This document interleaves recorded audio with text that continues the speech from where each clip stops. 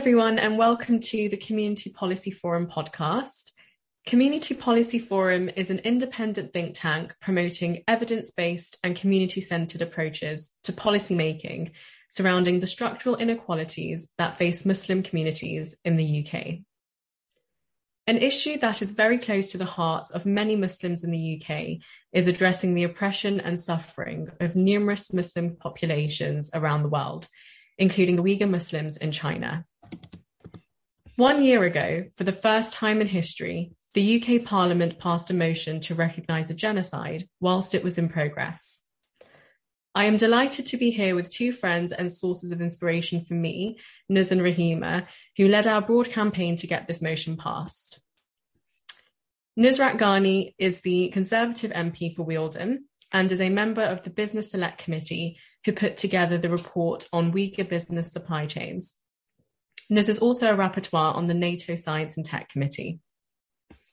Rahima Mahmood is the Executive Director at Stop Uyghur Genocide, the National UK Campaign Group, and is UK Director at the World Uyghur Congress. A year on from this motion passing, we want to explore who are the Uyghurs and what are they currently facing in China? How has the situation changed in the last year? What more needs to be done at a national and international level? And how can people get involved? So Rahima, I'll go to you first. For those who don't know, who are the Uyghur people and what is happening to them in China? So thank you for having me for your program. And Uyghur people, we are very different and distinct from the Han majority in China. Uyghur speaks Uyghur language, which is very similar to Uzbek and Turkic. So it's a Turkic language. And our faith, we believe in Islam, so we're Muslims. And Uyghur people historically lived in Central Asia, so developed a very unique cultural heritage. So the difference that the Uyghurs showed from the ethnic background and also the language, the religion, and everything else, that became problem for Chinese government. So the Chinese government always believe when you are not same as us, that you can pose a threat.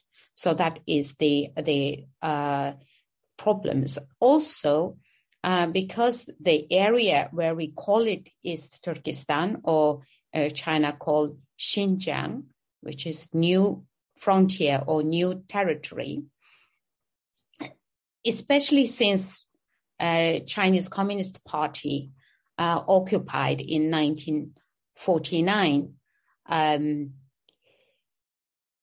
there has been continued resistance from the Uyghur people because of harsh policies and erasure, try to erase the language, culture, religion, and that Uyghurs often fought back for our own survival. And that was used against the Uyghur people as separatists, or later branding Uyghurs as terrorists. And the region also very, very wealthy. That's another reason why China is so obsessed, so obsessed with the region because of its extreme wealth. White and black gold, we call. White gold means the cotton, because 20% of world cotton comes from there. Also, the oil, gas, and many other resources.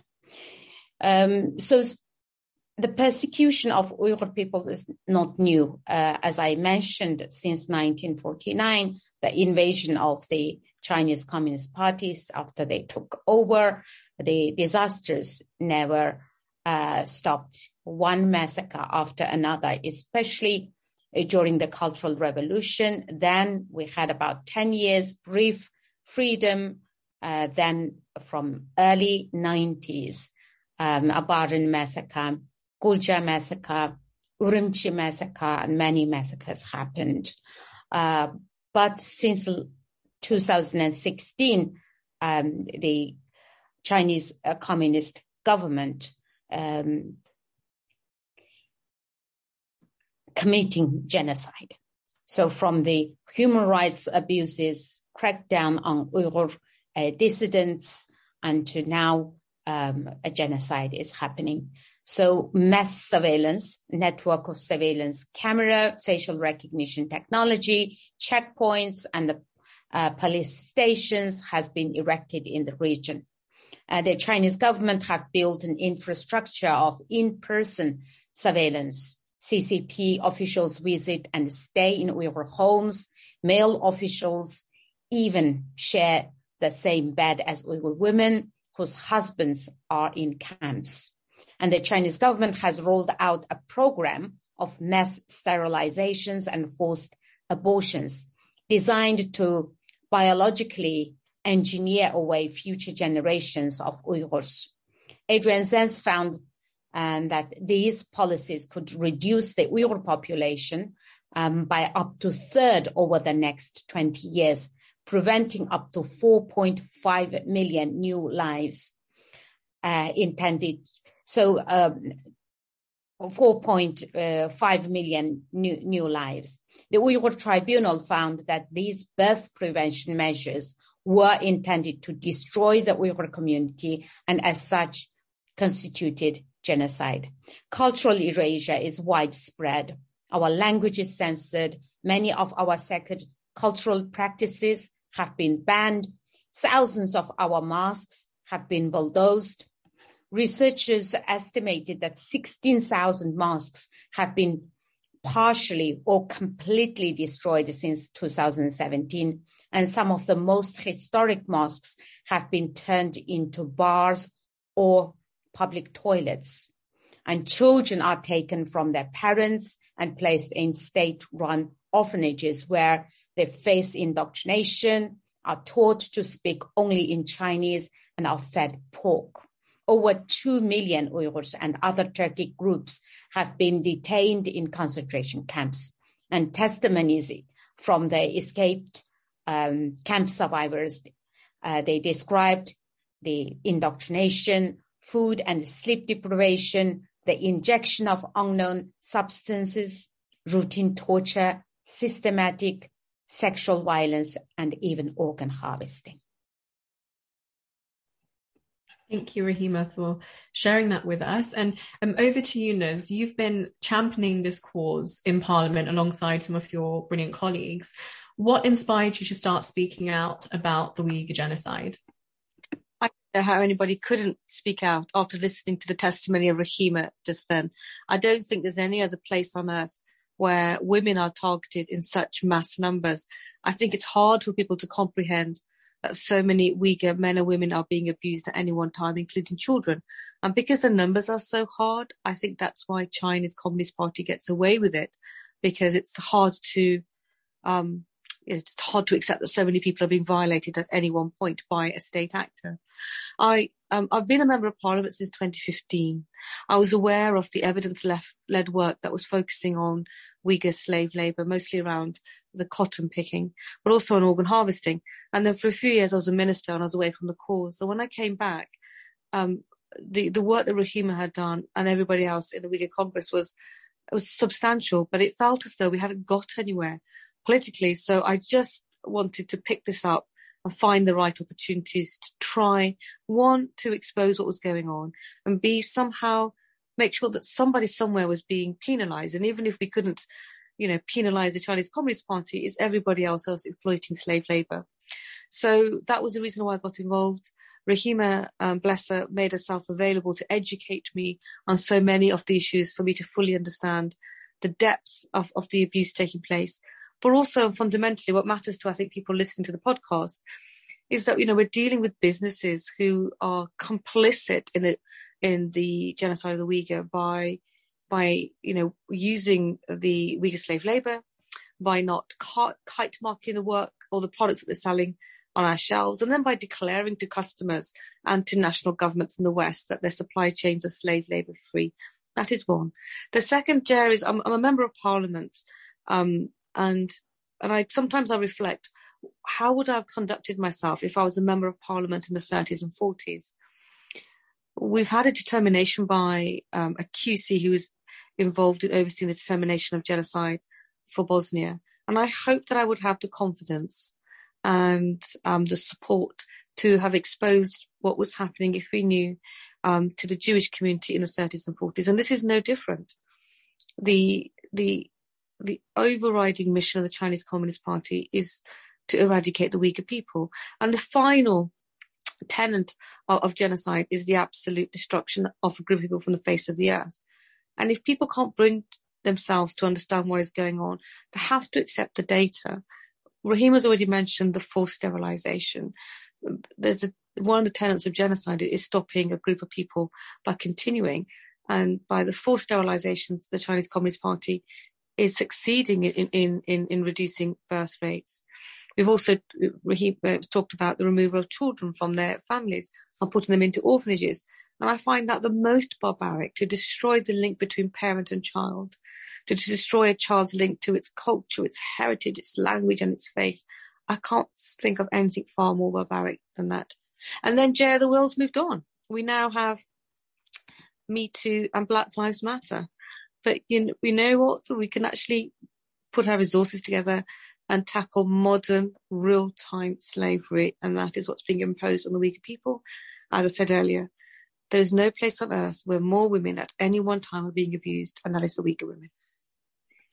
Thank you, Naz. And, I've been campaigning on this for a few years, but the change we have seen in the past year and a half has been remarkable. And I think we can all agree that so much has happened, and we are so grateful for that. So the first thing I want to ask Nuz is, what have the UK Parliament done in the past year? What has the UK government done so far? What have our parliamentarians done so far?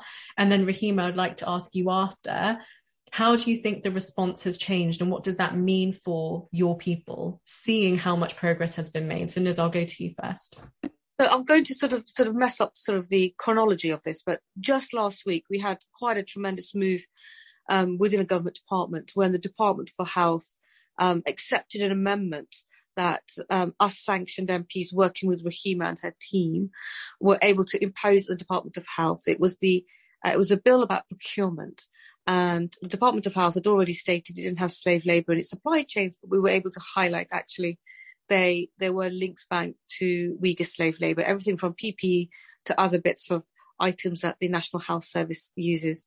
And the Department for Health, during the legislation in the House of Commons, instead of facing a rebellion, decided to accept that it needed to audit its supply chains and then to remove all slave-made products.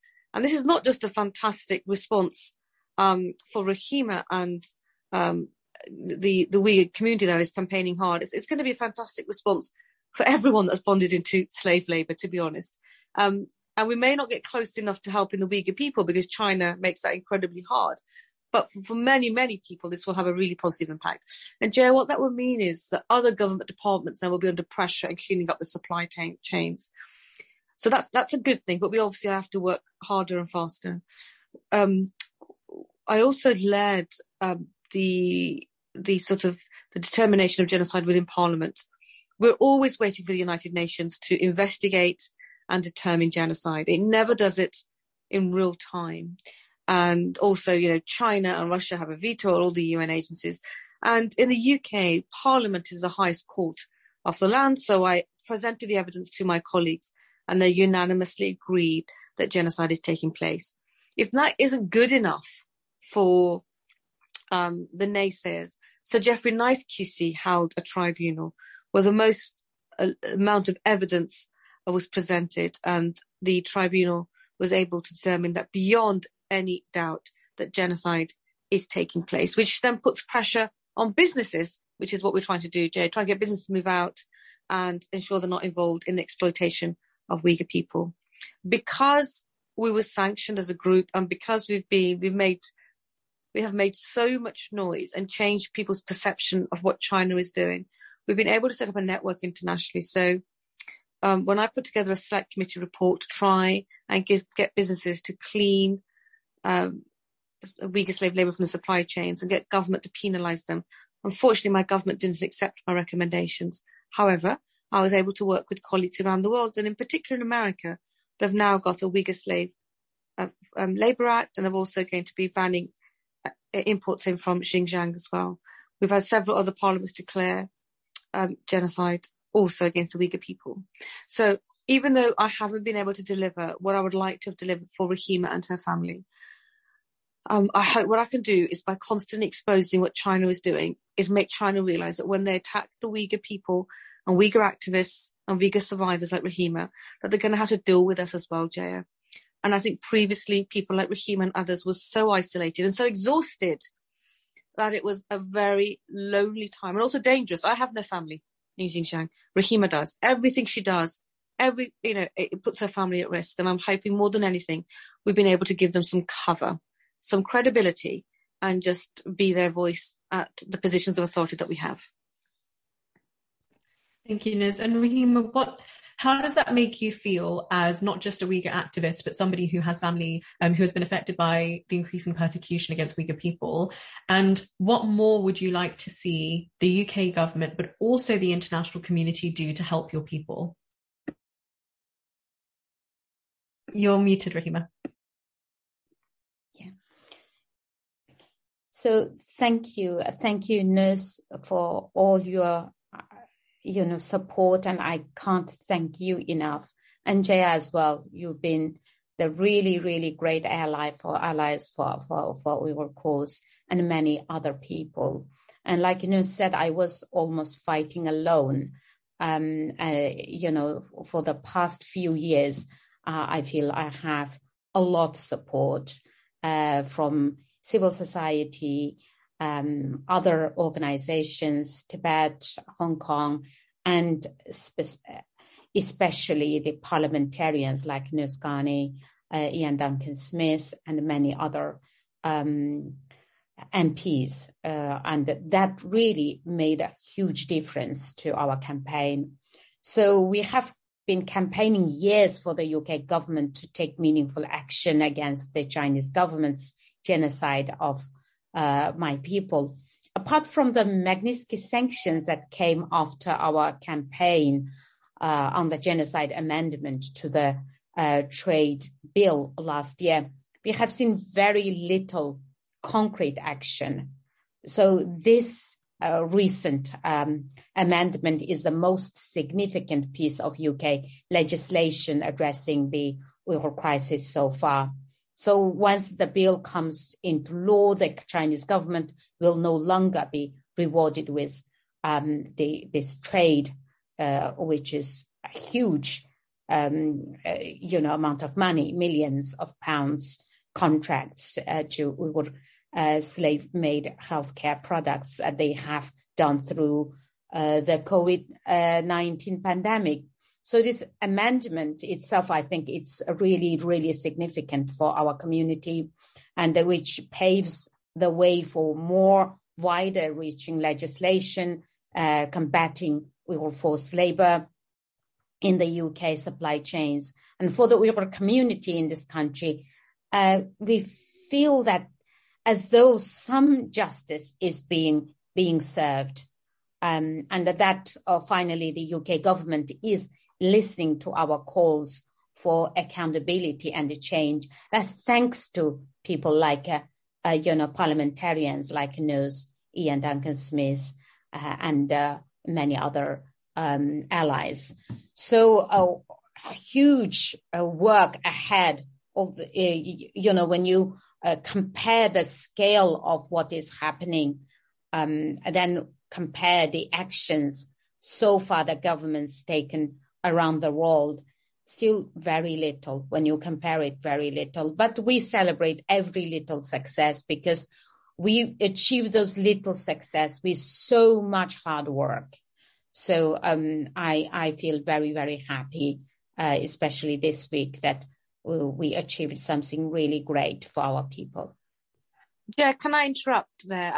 I'm going to put this on the record. Rahima needs to stop thanking us. We are just doing our job, and we have done hardly anything yet. And we have got so much more work to do. And as Rahima says, there are every time the scope to try and change the way we have a conversation to get more people involved is interesting. It's curious, the focus on Ukraine and people's discussion of who determines genocide. And I'm just going to park that politically, but I'm hoping that if people are prepared to understand that more than one international court can determine genocide, maybe the reflect the work that we've been doing on behalf of the Uyghur people, I think that will be hopefully a good way of looking at this. But Rahima, we have no risk in doing this. You and the Uyghur community are bearing all the risks, so there is absolutely nothing to be thankful for. I know. We always say this to Rahima as well. Like, Rahima, you guys, from your community, you're leading the way. Like, we are simply doing what we think, what we feel like morally is the right thing to do.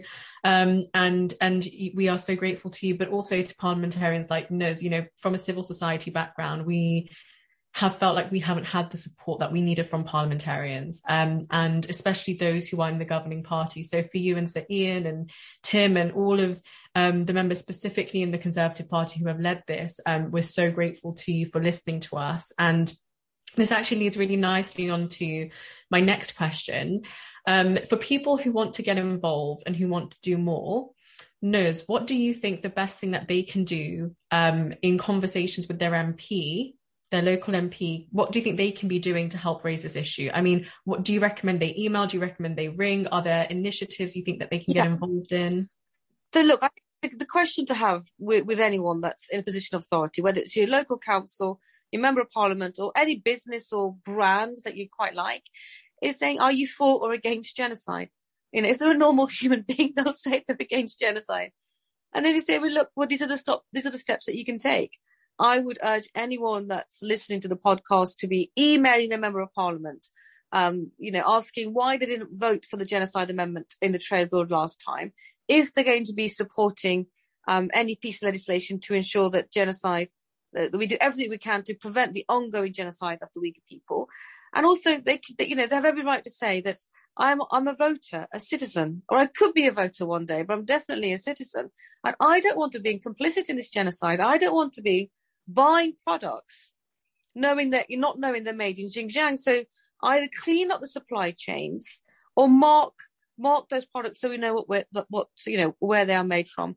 Businesses, in the new social media world, they love to brand themselves as local to their customers and hip and cool and diverse.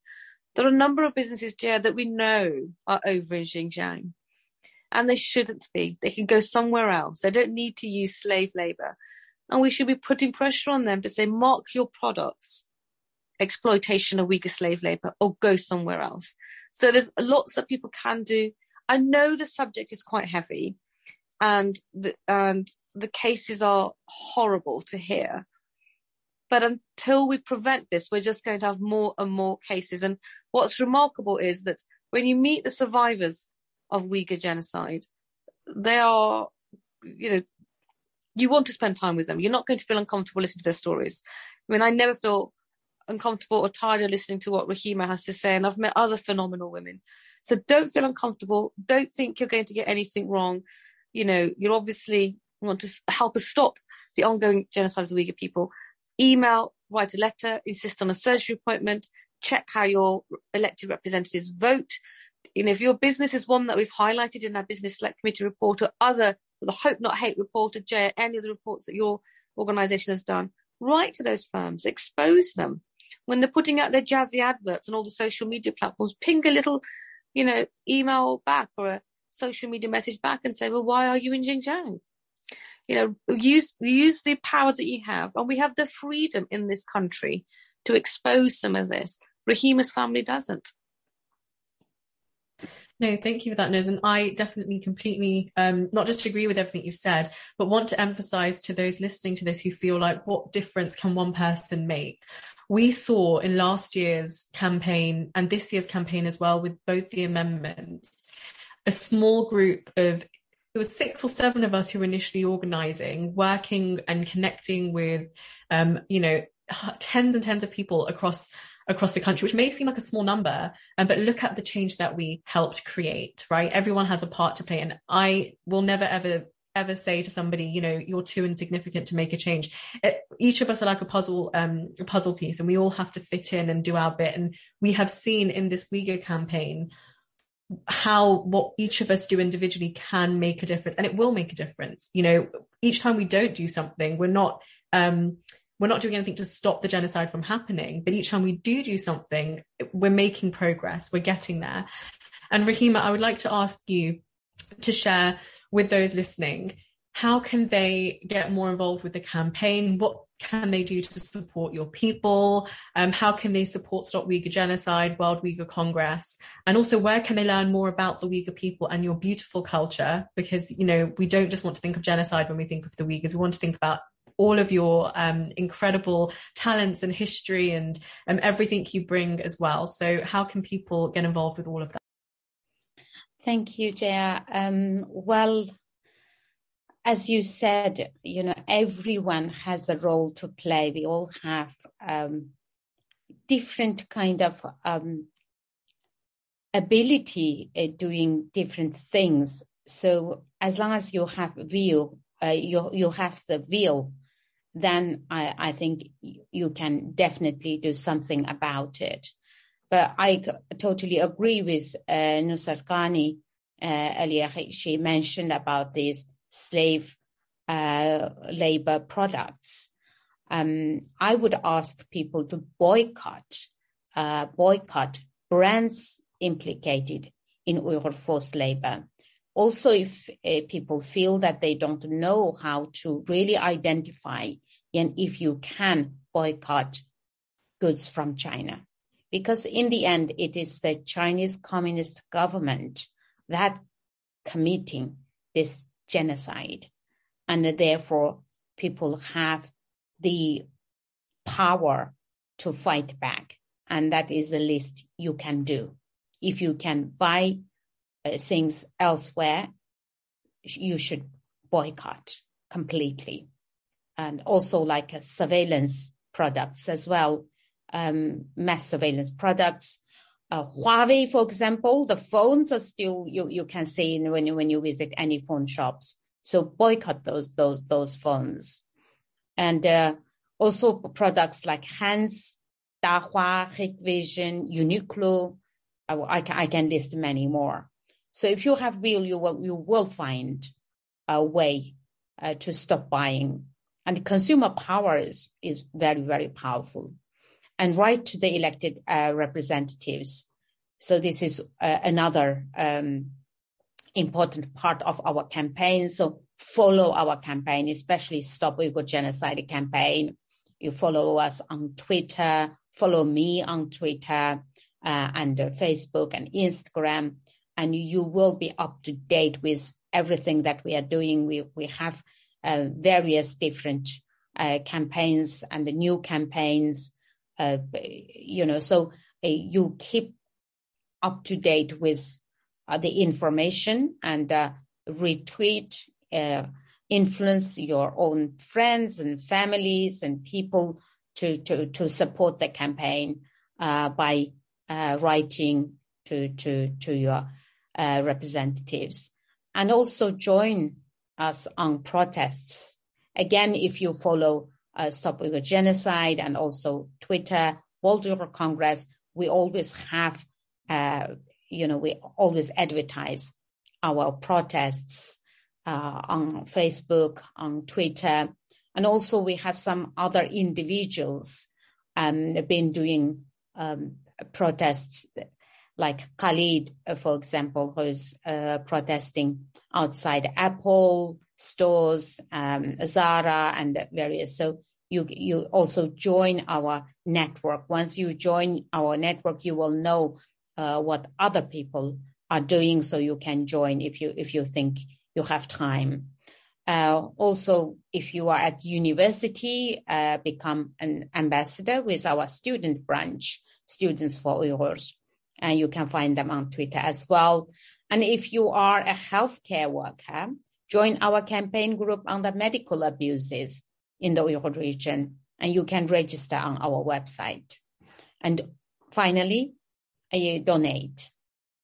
So Stop Uyghur Genocide is the convening voice of Uyghur activists in the UK.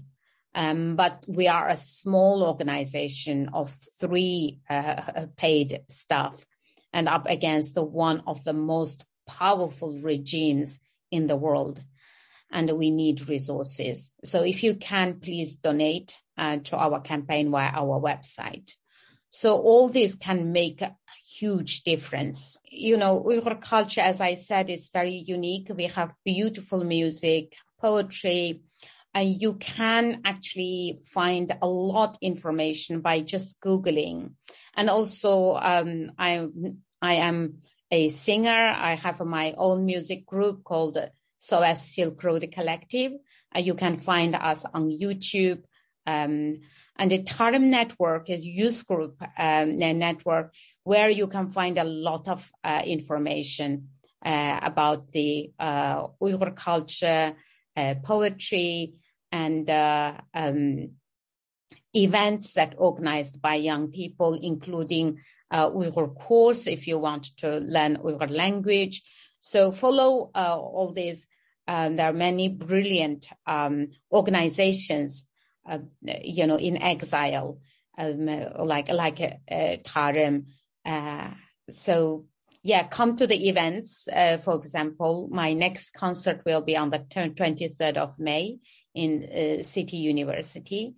So you can come and join and to really see what the Uyghur music are like live. So yeah. Great, thank you so much, Rahima. And like Rahima mentioned, please give a search on socials, follow Rahima, follow Stop Uyghur Genocide, follow NUS, follow, there are so many amazing activists and organizations who are working on this issue. And yes, if you are a student, please get in touch. I'm one of the co-chairs of Students for Uyghurs, and we are always looking to have more students join us and fight against the Uyghur genocide in all forms, including in our universities here in the UK. So a big thank you to Nuz and Rahima for joining us. It's always a pleasure to talk to you both. It's an honour. And thank you to Community Policy Forum for sharing this discussion on such an important issue. And we look forward to more campaigns and more ways for you to get involved. So thank you all.